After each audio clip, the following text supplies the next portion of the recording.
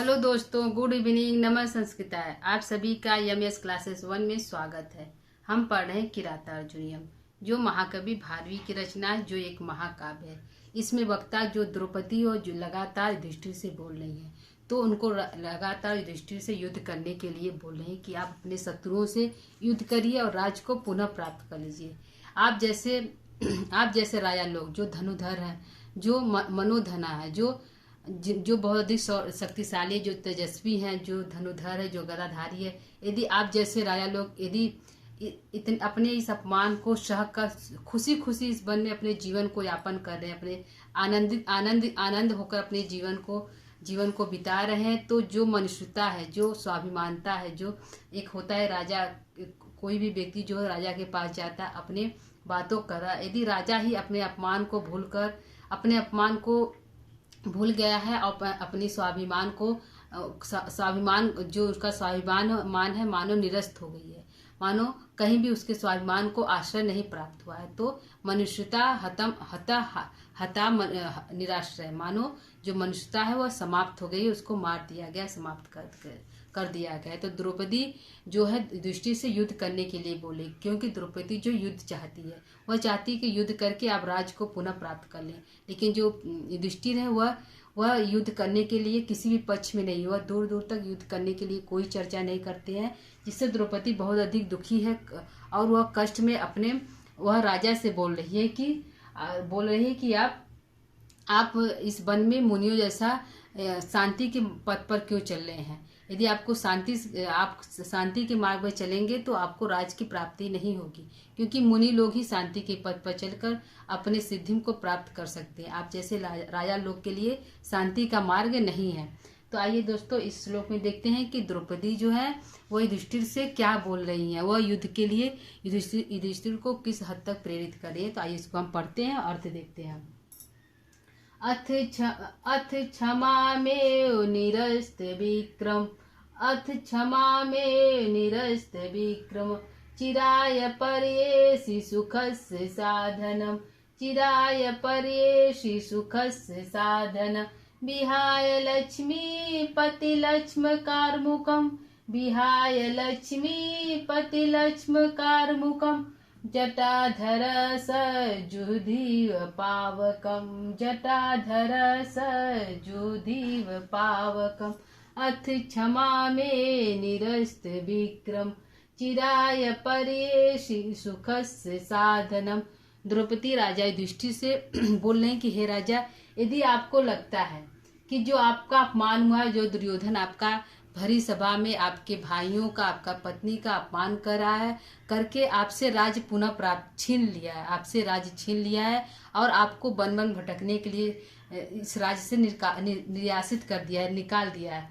यदि इतना बड़ा अपमान होने पर भी आपका राज ही नहीं छीना गया, आपके पत्नी के साथ दुराचार हुआ है, इतना अपमान होते हुए, 5 पतियों के होते हुए भी आपके पत्नी का अपमान हुआ है, इसके बावजूद भी यदि आपको लगता है कि यदि अपने शत्रुओं को क्षमा कर देने में ही सुख का साधन है, क्षमा ही सुख का साधन है, आपको लगता है कि क्षमा ही सुख का साधन है, तो चिरकाल तक, लंबे समय तक यदि हम किसी को क्षमा कर देते हैं तो हम सुखपूर्वक अपना जीवन यापन कर सकते हैं। लंबे समय तक किसी प्रकार की समस्या नहीं होगी। यह कथन जो है, यह सोच जो युधिष्ठिर का है। द्रौपदी बोले हैं कि यदि आपको लगता है कि लंबे समय तक, चिराय माने लंबे समय तक, चिराय माने बहुत समय तक, बहुत समय तक जो क्षमा ही किसी को क्षमा कर देना ही लंबे समय तक सुख का साधन होता है, सुख का साधन है। तो क्या करिए, आप निरस्त विक्रम हो जाइए। अपने जो आपका पराक्रम है, जो विक्रम है, उसको सबसे पहले निरस्त कर दीजिए, समाप्त कर दीजिए। क्योंकि आप जो पांचों भाई हैं इस जंगल में अपने विक्रम को, क्योंकि आप क्षत्रिय हैं, शक्तिशाली हैं, तो आप जो आपका विक्रम है, क्योंकि जो आपका विक्रम है, शौर्य है, वह अपर्यासित है, वह हारी नहीं है, वह छीनी गई है छल कपट द्वारा। तो आप अपने विक्रम को निरस्त कर दीजिए। सबसे पहले आप अपने विक्रम को निरस्त कर दीजिए, क्योंकि आपको लगता है कि लंबे समय तक हम सुखपूर्वक जीवन यापन कर सकते हैं। क्षमा के माध्यम से। क्षमा ही सुख का साधन है। युधिष्ठिर मानते हैं कि क्षमा ही सुख का साधन है, लंबे समय तक हम सुखपूर्वक अपना जीवन यापन कर सकते हैं। तो द्रौपदी कहती है कि तो आप निरस्त कर दीजिए अपने विक्रम को, जो आपका शौर्य है, जो विक्रम है, क्योंकि आपका विक्रम अप्रयासित है, वो हारी नहीं है, वो छीनी गई है। छल कपट द्वारा आपके विक्रम को छीना गया है। आप किसी युद्ध में हारे नहीं, आप शत्रु से युद्ध नहीं किए हैं। तो आप सबसे पहले अपने विक्रम को निरस्त कर दीजिए, जो आपका शौर्य है उसको समाप्त कर दीजिए। क्योंकि विहाय माने छोड़ दीजिए, विक्रम को विहाय माने छोड़ दीजिए, छोड़ दीजिए। क्या छोड़ दीजिए? तो लक्ष्मीपति, हे राजा, जो लक्ष्मीपति किसके लिए है? जो लक्ष्मी, जो राजाओं का लक्ष्म होता है, जो परिचय होता है, जो राजाओं का, लक्ष्मीपति राजा के लिए है, जो राजाओं का लक्ष्म, जो पहचान होता है। लक्ष्म माने पहचान, जो राजाओं का पहचान। अकुर्मक माने धनुष, जो राजाओं का धनुष, जो राजाओं का पहचान चिन्ह, पहचान चिन्ह। लक्ष्मण माने जो पहचान या चिन्ह है, धनुष है, उसको क्या करिए? छोड़ दीजिए। क्योंकि आप जो पांचों भाई है, गदाधारी है, गदा धारण किए हुए, तीर धनुष लिए हुए, भाला लिए हुए, इस जंगल में इधर उधर भटक रहे हैं। ऐसा लग रहा है कि आप बहुत बड़े शक्तिशाली है, आप बहुत छत्री हैं। तो सबसे पहले तो आप अपने विक्रम को समाप्त कर दीजिए, और अपना जो ये कार्मुक है, जो पहचान की चिन्ह है कि आप क्षत्रिय हैं, आप वीर योद्धा हैं, तो आप इस योद्धा जो चिन्ह, जो आपका योद्धा होने का पहचान है, उस धनुष को आप विहाय माने छोड़ दीजिए, रख दीजिए, उसको समाप्त कर दीजिए। और जटाधरा, तो क्या करें? तो जटा धारण कर लीजिए। और सुजहु माने सज्जु माने यहीं पर, सज्जु माने ही माने यहीं पर, ही माने यहीं पर, सुजहु माने जुहुधी माने यज्ञ करिए। क्या करिए? यज्ञ करिए। तो कहाँ करिए? पावकम, अग्नि में यज्ञ करिए। आप लोग यहीं पर अग्नि में यज्ञ करिए, और बड़ी बड़ी जटा रख लीजिए और अग्नि में यज्ञ करिए। द्रौपदी यह बोले कि आप लोग, हे राजा, हे जो राजाओं का पहचान चिन्ह है, जो धनुष है, उसको आप सबसे पहले छोड़ दीजिए। आप लोग अपना जो हथियार है उसको समाप्त, उसको रख दीजिए, उसको हटा दीजिए। और उसके बाद आप लोग बड़े बड़े जटाधर मतलब जटाएं रख लीजिए, और यहीं पर यज्ञ करिए। कहाँ? अग्नि में, यहीं पर यज्ञ करिए। द्रौपदी यह जो है दृष्टि से बहुत अधिक क्रोधित है, क्योंकि दूर दूर तक युद्ध की कोई सूचना, मतलब कोई जानकारी नहीं मिले कि आप युद्ध करेंगे।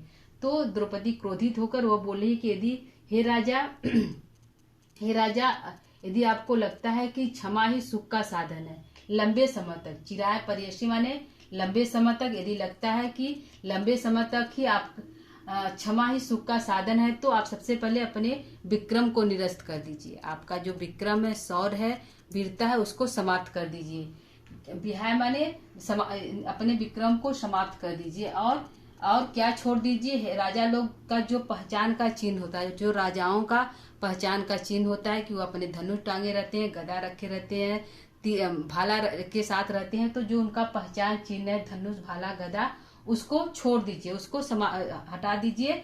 और तो क्या करिए? तो जटाधर, द्रौपदी बोले कि बड़ी बड़ी जटाएं रख लीजिए, और क्या करिए? जुहुधी माने यज्ञ करिए।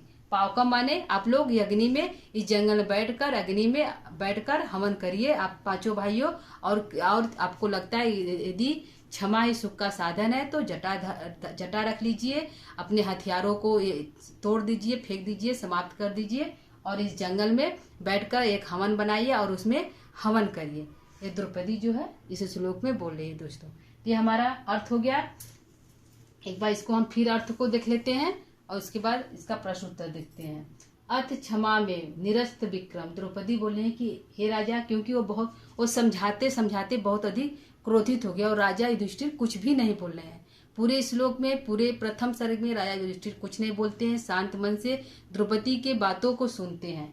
तो द्रौपदी बहुत अधिक, राजा कुछ न बोलने से द्रौपदी अंत में बोलती है कि हे राजा, यदि आपको लगता है कि क्षमा ही सुख का साधन है लंबे समय तक, तो अपने विक्रम को समाप्त कर दीजिए, और जो राजाओं का पहचान चिन्ह होता है, धनुष, तीर, गदा, उसको छोड़ दीजिए, और बड़ी बड़ी जटाओं को धारण कर लीजिए, बड़ी बड़ी जटा रख लीजिए, और इस जंगल में जुहुधी माने यज्ञ करिए, यहीं पर, इसी जंगल में यज्ञ करिए। पावका माने अग्नि में यज्ञ करिए। ठीक है दोस्तों, यह हमारा अर्थ हो गया। आइए हम देखते हैं कि यहाँ पे हमारा प्रश्न कहाँ कहाँ बन रहा है। क्षमाम में हमारा द्वितीया का एक वचन है। क्षमाम हमारा द्वितीया का एक वचन है। क्षमाम हमारा द्वितीया